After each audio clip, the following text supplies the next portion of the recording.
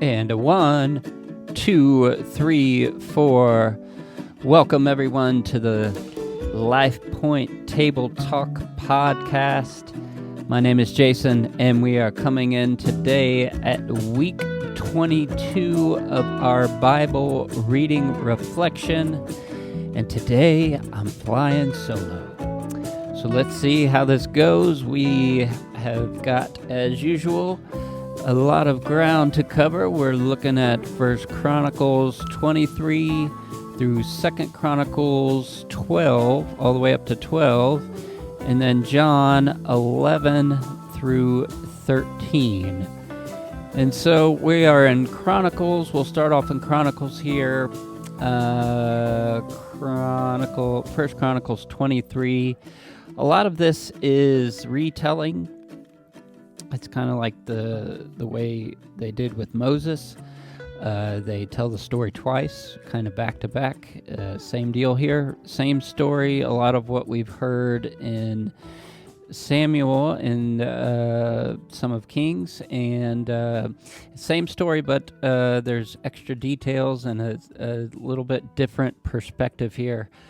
So let's jump into it. So we're in 23 here. David is getting old. He has made Solomon king.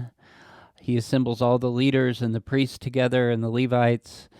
And he starts assigning people for the temple. So David makes incredible plans for the temple. He's pretty much laying it all out for when Solomon becomes king. And so he assigns 24,000 workers for the temple, 6,000 officials and judges, 4,000 gatekeepers, 4,000 people to praise and worship. 4,000. Amazing. And then it lists by descendants. It starts with Aaron's descendants, who are chosen to consecrate the most holy items and make sacrifices. Then it talks about the Levites. Interesting note, it says the Levites are now relieved of having to carry the tabernacle because it was going to be permanently in Jerusalem. Interesting note there. The Levites' job is now to help Aaron's descendants in the temple, taking care of the courts and the rooms and the ceremonial purifications. Every morning and evening, they offered thanks and praise to God. Get into 24. It lists by descendants, specific names and order of duty where they would serve in the temple. It starts with Aaron's descendants, and it has a long list. Then it has a long list of the Levite descendants and their duties to serve in the temple. David then assigns people to prophesy as they played instruments. Interesting note there.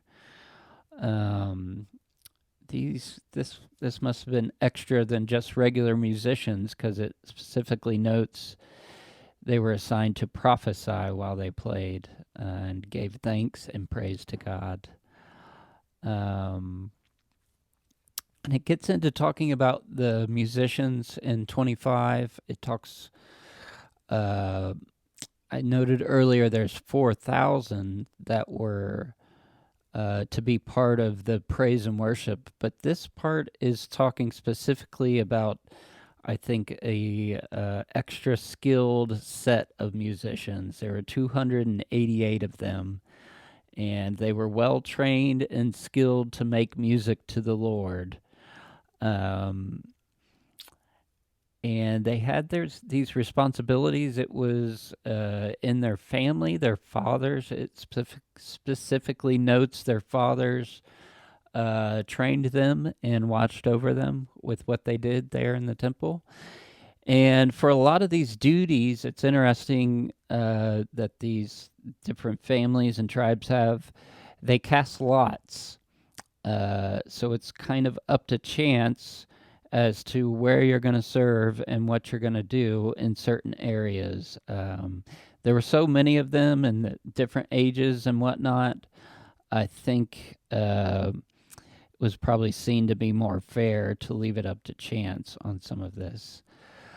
Then 27, it gets into the gatekeepers. They are from the Karahites. Lists the descendants who are part of that. Again, they're casting lots for responsibilities. For the gatekeepers, it notes who was at the east, north, south, and west gates and who was assigned there. Specific descendants of Laden are the supervisors of the storehouses. Interesting, by family, these are usually designated to certain parts of the temple and nation, really. The Levites had to be over the storehouse containing consecrated things because they were the only ones allowed to be involved in that. Then it goes through in 27, it starts listing the Israelite family leaders and commanders, talking about the army. It breaks down commanders, and each commander is over a division of 24,000 troops. And so it lists all the commanders, it lists officers of tribes. And while it's talking about this, it kind of gives a side note here about how David didn't count the males 20 years old and younger. And it says, because God had promised to make them as numerous as the stars.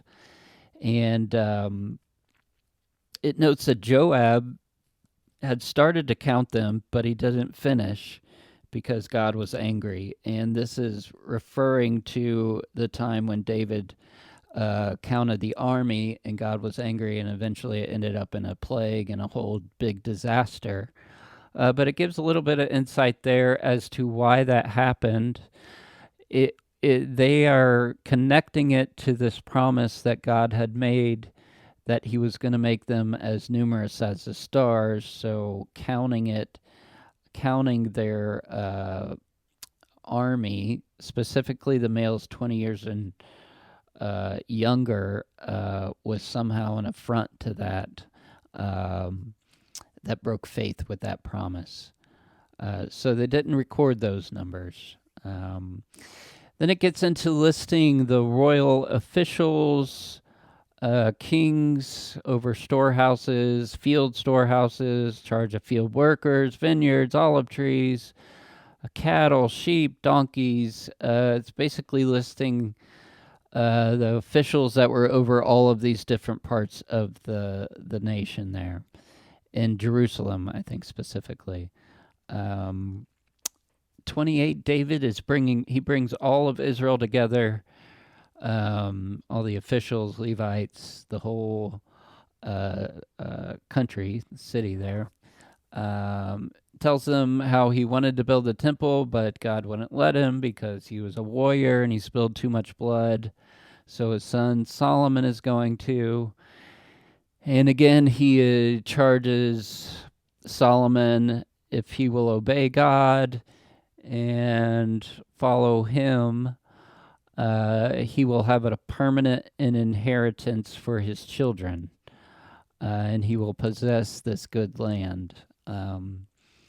Again, a big if there, as we had just read. That doesn't work out too well. He charges the people the same way. If they'll follow God's commands, they will have possession of this good land. And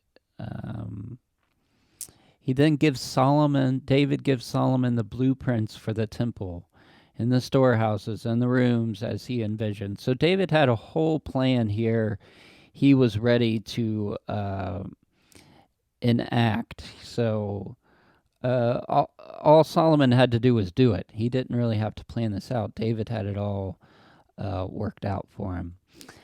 So 29, again, David calls a huge assembly together. telling the people God has chosen Solomon to build the temple, and it's a great task, and he's very young, and he's going to need help doing this. And David is making every effort to provide whatever's needed for this work. And then he goes on, and this is interesting. He makes a personal commitment. He gives his own. He donates all his own personal treasury to the temple project, and then he calls on all the people who are there as well to give as well. And the people are they donate willingly. They are delighted to give, and it lists by tribal leaders what they gave, and this seems to be a huge celebration. Everyone is happy to give and excited about building the temple. So it says David is happy and praises the Lord in front of all the assembly. And then it records his praise, what he had said. And it's a really beautiful prayer there, or praise, kind of same thing. But he's talking about, he says, who am I and who are we as these people to be in this position to build the temple? And he talks about the brevity of life. Our lives are temporary and we're just passing through, and this wealth we've collected is all yours. So he's kind of putting things into perspective here. And he talks about their motives, that their motives were pure, and God knew their motives were pure, and he asked God to help them keep their motives pure of heart. And it says the entire assembly praised God together and bowed down before the Lord. The next day they made huge sacrifices and burnt offerings and had a huge feast. They designate Solomon king again, a second time. Everyone pledges their allegiance to Solomon. And then it talks about the end of David's life. David reigned for 40 years. It says he died at a good old age, having enjoyed life, wealth, and honor. And that is how 1Chronicles ends. And now we get into 2Chronicles. It starts off with Solomon. Solomon has become king. It says God has magnified him greatly. He solidified his power. And it talked about how that happened. It was actually a lot of intrigue there. He had some forces come against him right there at the beginning, some of his own family, and he had to kind of clean house. But he's solidified power, and now he is ready to build the temple. He goes to the tent. The ark is still in the tent, and he makes a huge sacrifice there. And later on that same night, God speaks to him in a dream, and this is part where God asks him what he can give him, and Solomon asks for wisdom, and God seems to like this answer, and he says, I'm not just going to give you wisdom, I'm going to also give you riches and wealth and honor, and he sure does do that. And it starts then listing some of the wealth that Solomon had, talking about his chariots and his horses. Then we get into chapter 2. Solomon has ordered the temple to be built. So we're starting on the actual construction here. And his royal palace, which is massive as well. So he needs help even beyond what has been given to him by David and the elders. So he gets King Hiram to help, and he sends in his skilled craftsmen, and he sends supplies and these special craftsmen who are able to do a lot of the intricate work that needs to be done. And so Solomon starts construction, and it's interesting, they build the temple on Mount Moriah, and this is a place where it says David saw the angel. That plague I was talking about earlier, when he had counted the people, and God was angry and sent a plague, and there's an angel shows up, and it says he showed up on the threshing floor, which is there, and David sees this angel, and he repents, and God calls him off. But anyways, this exact spot, the threshing floor, where the angel had appeared or God had appeared, is where they build the temple, the same exact place. Then it starts listing the details of the temple, the foundation sizes, 90 feet long, 30 feet wide. I think that's just the inner part. Lots of details here. Gold overlay on almost everything. The rafters, the walls, the doors. Decorative cherubim on the walls. I would love to see that, what that looked like. In the most holy places, they made 2 cherubs. These things are massive with giant outstretched wings, a combined wingspan of 30 feet. And then they put a curtain in there in the most holy place as well, with all kinds of special embroidery on it. It was blue and purple and crimson and white and decorated with cherubim. It talks about the pillars and the way they were decorated. They built this, what they call the sea, which was this giant water basin, basically like a pool of some sort. And it was bronze, this big bronze basin, and it sat on 12 statues of bulls. And it could hold 18,000 gallons of water, 7.5 feet high, 45 feet circumference. And this was where the priests washed before their ceremonies.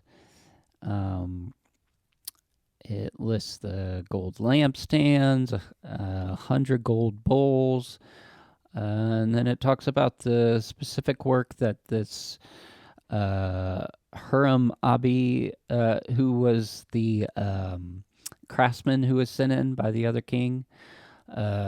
Solomon assigned him to work in the temple, and he makes all kinds of he makes the lattice work, the pillars. He makes bowls, shovels, pots, basin, all in polished bronze. He was like an expert in craftsmanship.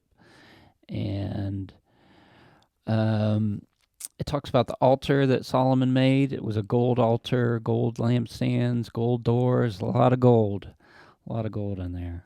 And then we get to chapter 5. Solomon has finished the temple. He gets all the leaders together and elders together and all the men. And they get together. It's during the time of festival, the Feast of Tabernacles. So they're having this kind of double celebration.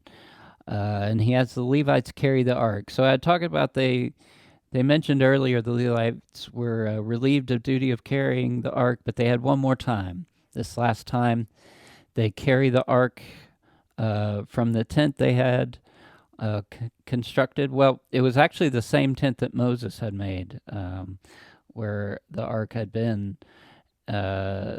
This tent had been set up in Jerusalem, and now the temple was done. So the Levites bring the ark from the tent into the temple, and they make sacrifices as they're going in.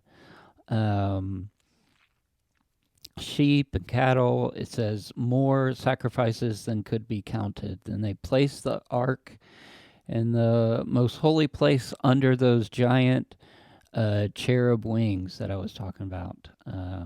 Pretty fantastic, this inner chamber. And it notes here, it's interesting, there's nothing in the ark at this point but the two tablets Moses had put in there. And so it says everybody came together and loudly praised the Lord with trumpets and cymbals and instruments and singing. And they're singing, certainly he is good and his love endures forever. And it notes the priests could not carry out their duties because a cloud of glory of God's splendor had filled the temple. An amazing scene here. And then at 6, the same scene. Solomon gets up to give a blessing over everyone, and they've constructed like a little stage for him, and it's like a platform, and he gets up and kneels down on the platform and puts his hands up and blesses the people, and he says God has chosen Jerusalem to dwell in the house of David to be over his people, and he prays how God had praising God had fulfilled his promise that day. And he prays to God that his eyes would be on the people, that he would see them and listen to them when they pray, that he would hear and forgive them when they sin, that he would act justly in their lives, that he would bring them back when they've strayed away and that their enemies have overtaken them, that he would send rain when there is drought, and that he would hear the people when they're afflicted by disease and plague and sickness and pestilence, that he would forgive the people who have sinned, and may his eyes be open and attentive to the prayers of his people in that place. Then he asked God to ascend into his resting place. Interesting. May your priest experience deliverance. May your followers rejoice in prosperity. Do not reject your chosen ones, and remember the promise you made to David. When Solomon in 7, it says, when Solomon finished praying, fire came down from heaven and consumed the offering and sacrifices that they had there. And it says his dazzling glory filled the temple. And this is the part it mentioned earlier. The priests couldn't fulfill their duties because it was so thick and intense, this glory cloud that showed up right then when he was finished. And it says when the people saw this, they knelt down and worshiped the Lord. The Lord is good and his love never ends. Then they dedicate the temple with sacrifices, 22,000 cattle, 120,000 sheep, blowing trumpets and playing instruments. Interesting, the instruments David had made specifically. They celebrate for 7 days for the temple celebration, and then they celebrate another 7 days for the festival. So they're there for 14 days altogether. And it says everyone left happy and joyous and full. So they, as a nation, they had a huge celebration for 2 weeks. So this is kind of a high moment in the history of the Israelites here. And then it says sometimes later God appears to Solomon in a dream, and God confirms. He says, I have chosen this temple to be the place where sacrifices can be made to me. And he accepts the prayer that Solomon had given, that he will forgive the people, and when they're humble and pray and turn from their sin, he'll take them back. He'll hear their prayers and never stop watching over them. He will keep his promises, and here it is again, the big if they obey. If they do not obey, I will pull you out of the land, and I will desert this temple. And when people see what has happened to Israel, they'll know it's because they rejected God. Pretty incredible there.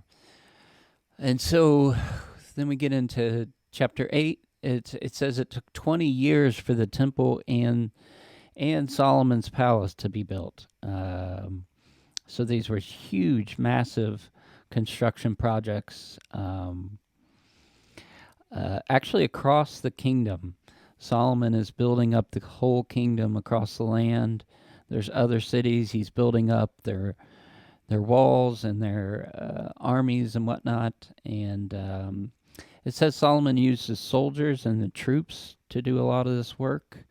He had also made slaves of many of the people there who they were supposed to have taken them out originally when they first came in, and the people that were still there that they hadn't taken out, Solomon makes them slaves, and they are part of this huge construction project. And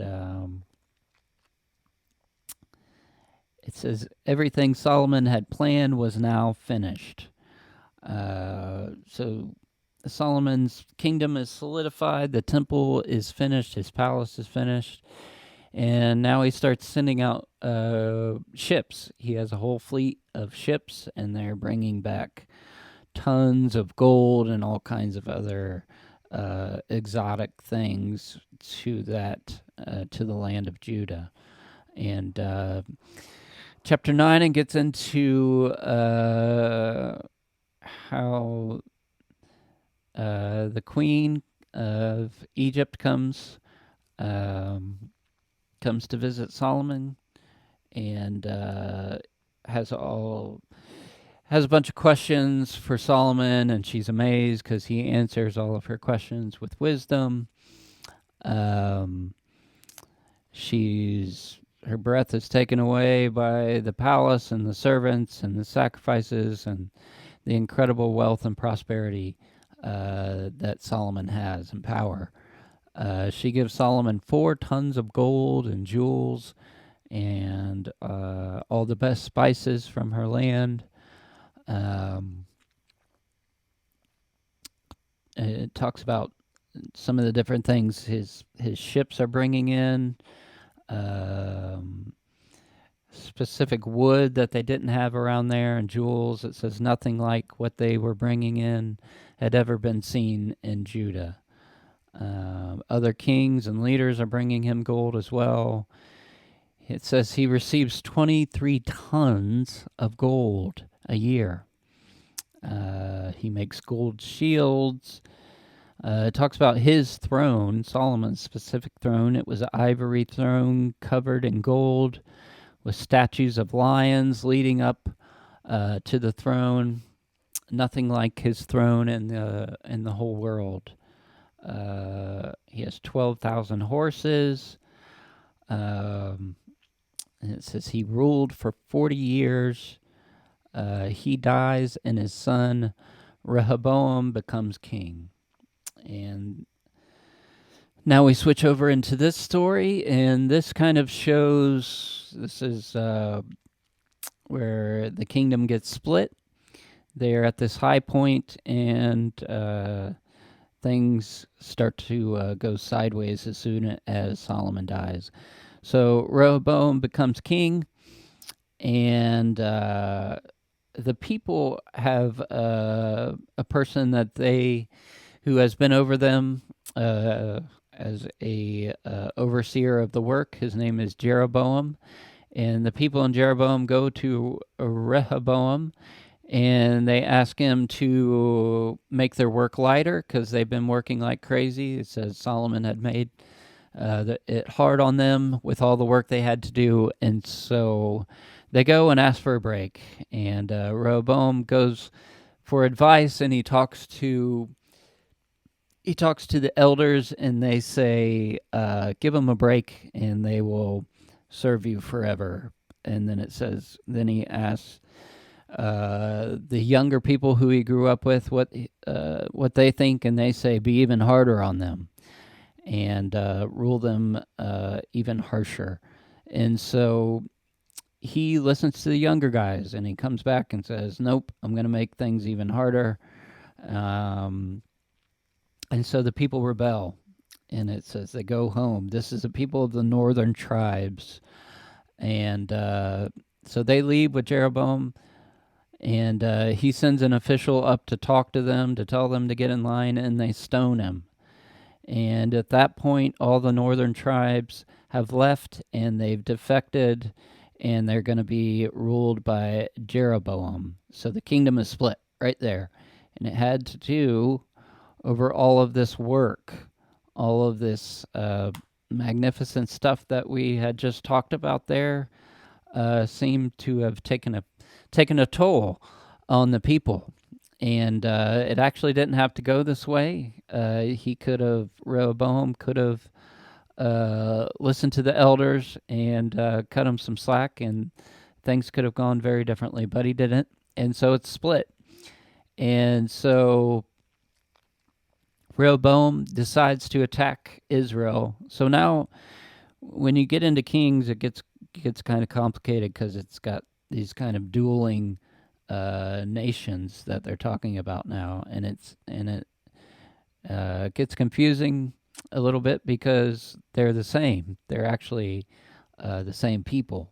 It's Israel and Judah are the two factions, and so Rehoboam goes to attack them, and through a prophet, Shemaiah, he goes and warns them not to, and it says God doesn't want you to do this because they are your relatives. They're actually all the same people. He tells them to go home. So this time they listen, and they go home. And it's interesting because the way it's split, the northern tribes, and then you have Judah, where Rehoboam is, that's where the temple is. And so the priests and the Levites support Rehoboam, and they leave and go with him.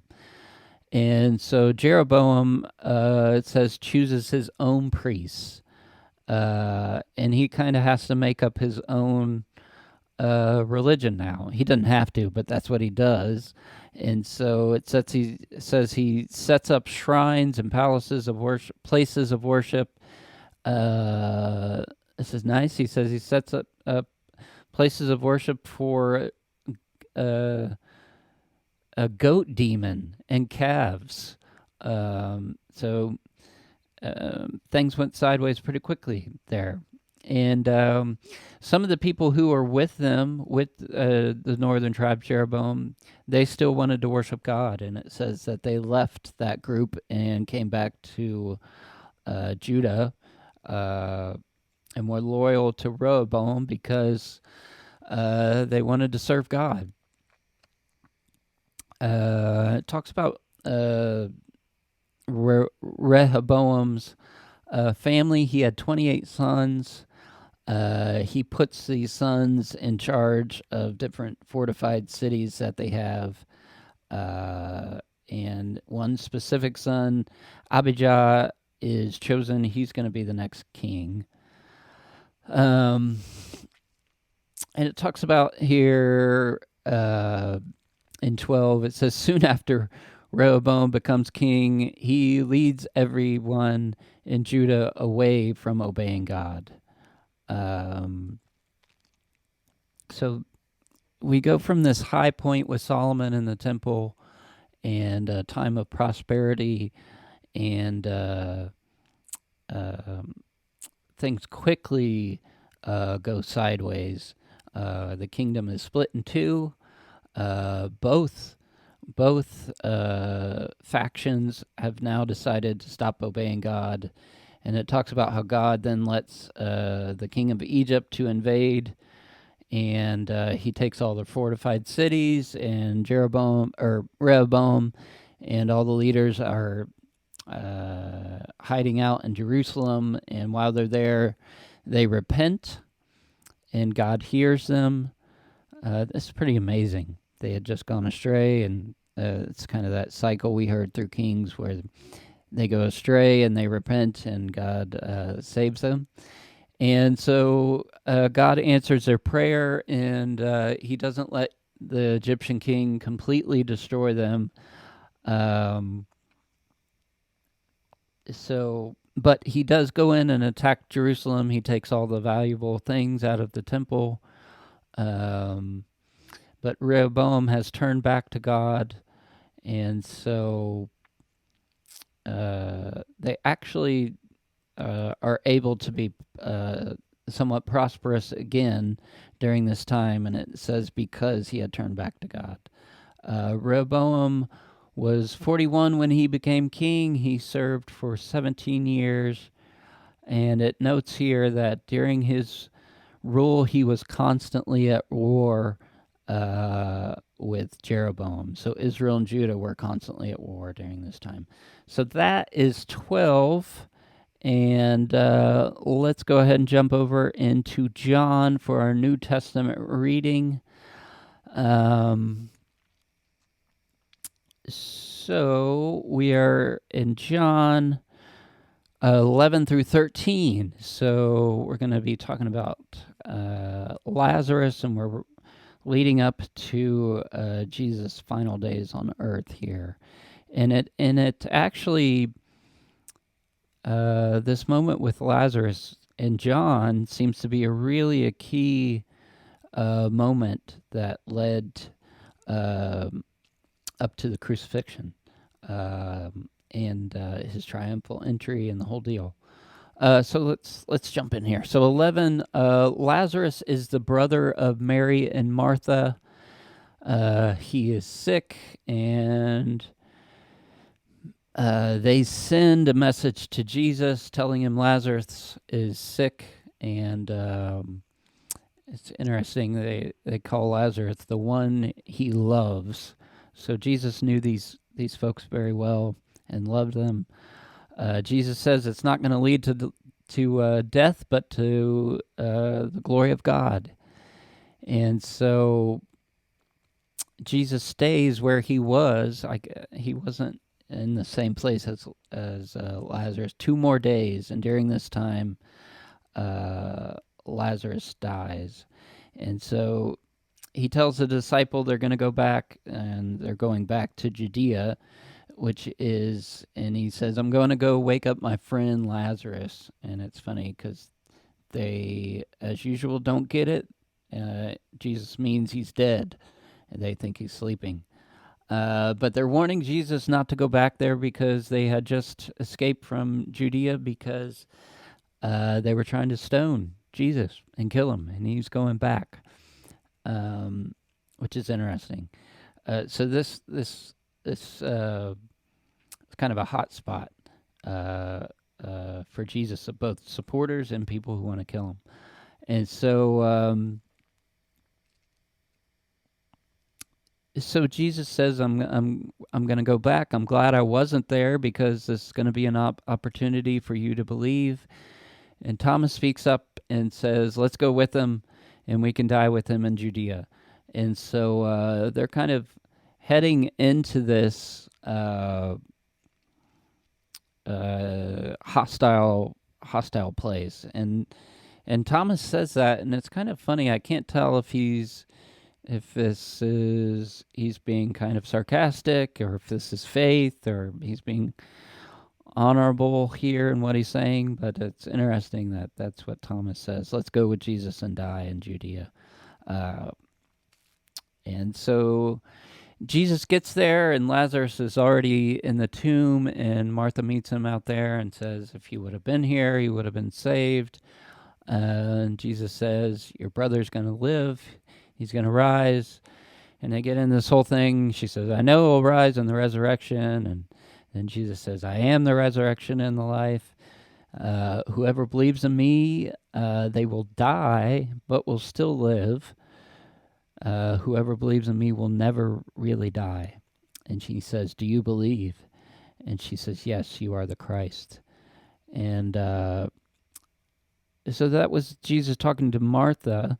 And then Mary comes out to meet him. And when Mary comes, she brings a whole big group of people with her, of mourners who were there mourning the death of Lazarus. And they're all weeping and mourning. And it's interesting because Jesus has such confidence and faith, obviously, in what's going to happen. He's already said he's gonna wake him up, and but at the same time, it talks about how he's deeply moved in his spirit and is greatly troubled, which is really interesting. This contrast of both his confidence and faith that Lazarus is going to be raised, but at the same time, he is also moved and troubled and mourning with those who are mourning there with him. And so Jesus says, "Where is he buried?" And so they take him there, and it's interesting. People are questioning him even then. Some are saying, "Wow, look how much he loved Lazarus," because I'm guessing he's crying and he's mourning as well. And some are saying he could heal blind people. Why didn't he heal Lazarus? And so they get there again. It's saying Jesus is deeply moved and he's upset, and he has them roll the stone away from the tomb. And Martha says it's been 4 days and he's going to stink. And Jesus says, if you have faith, you're going to see God's glory. And so he prays and he gives thanks to God. And it's interesting, he does this prayer. He says, "God, thank you, God. You answer my prayers. You always hear me." And then at the end of the prayer, he says, "I'm praying like this just so these people can hear and they'll believe that you sent me." And then he shouts, "Lazarus, come out." And man, I would love to see this. Lazarus comes out. I don't know how he's walking exactly, because it says he's covered up and tied in like burial clothing. His face is covered. He's all wrapped up like a body, like to be buried. And Jesus tells him to untie him. It says many who saw believed in Jesus that day. And so this event here, Lazarus being raised, sets off I don't know, shockwaves through the whole town. And so it's a sensation. The people are stirred up. It says many believed in Jesus that day, but also some went and told the Pharisees. And the Pharisees are all stirred up because they can see that a lot of people are going to be believing in Jesus now because of this miracle. And so they're worried. And it's interesting. It's talking about how the Pharisees viewed this, that it was going to stir up the people and they're going to start believing in Jesus and put their faith in him. And they connected this, the Pharisees did, also then to the Romans were going to use this to come into the temple and destroy the temple. I'm not sure exactly how all that worked out, but they connected the people putting their faith in Jesus with the Romans then coming in and taking over. And so it notes here that one of the council leaders, Caiaphas, speaks up and he tells the people it's better for one person to die than the whole nation be destroyed. And I don't know if it's because they were wanting to make him a king, and if he was a king, then that would be a challenge to the Roman authority, and then the Romans would come in and have to take over and destroy them. So they're saying it's better we kill this guy who they want to make king than the whole nation be destroyed. And it's amazing because he's saying it's better for one person to die than the whole nation be destroyed. And it says he was prophesying about Jesus and he didn't know it. He's prophesying how Jesus is going to die for the whole world. So it is one person dying so everyone can be saved. It's just on a larger scale than Caiaphas really understood. And so it says at that moment, they start plotting to kill Jesus. And Jesus then has to leave. He goes out into the country, and he has to now watch even closer what he's doing because they're plotting to kill him straight up. And chapter 12, it says Jesus goes back. So I said he had gone into the country, then he comes back and he's having dinner with this same group of people, with Mary and Martha, and it even says Lazarus is there, and they're having dinner, and this gets into the scene where Mary comes out and pours the expensive perfume on Jesus' feet, and Judas is angry and says, "We could have used that perfume for the poor," and then it notes that Judas didn't really care about the poor. He carried the money bags and sometimes stole from it. It's pretty incredible. This sort of false virtue signaling from ancient times, and he's really full of it. And Jesus says, "Leave her alone. This perfume has been kept for my burial. You will always have the poor with you, but you won't always have me." And so many people are coming. They're coming to see Lazarus because they heard he was raised from the dead, and this is freaking out the chief priests because it's giving all these people reason to believe in Jesus and put their faith in him. So the next day, Jesus is coming into Jerusalem, and a huge crowd is there, and it's this crowd.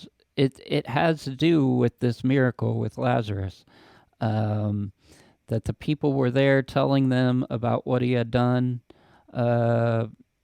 in raising him from the dead, and so these people are really excited to see Jesus, and so they come out and they're shouting, "Hosanna! Blessed is he who comes in the name of the Lord, King of Israel." They're wanting to make him king.